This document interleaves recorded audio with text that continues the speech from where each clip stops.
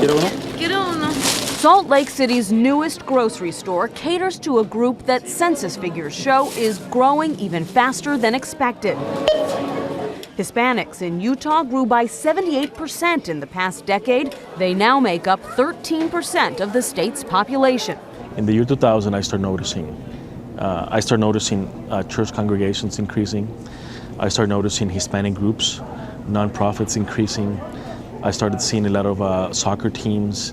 In fact, the 2010 census shows Hispanics contributed more than half the total population growth in 18 states, including Kansas and Nebraska, Florida and Louisiana.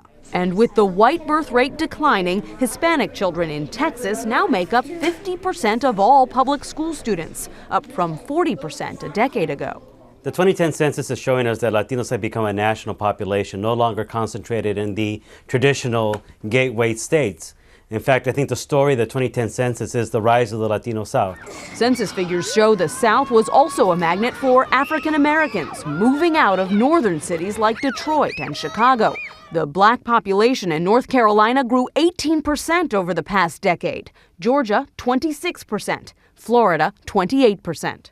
These are new, younger blacks who don't remember a lot of the bad stuff that went on in the South years ago, who don't remember being shut out of the suburbs.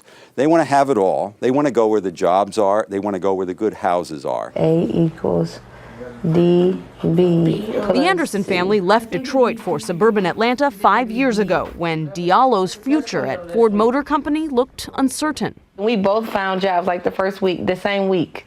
Like I got a job and then he got a call and then he got a job. Census figures from the city they left behind are so startling, Detroit's mayor wants a recount. Nearly 240,000 people moved away this past decade, a quarter of the city's population.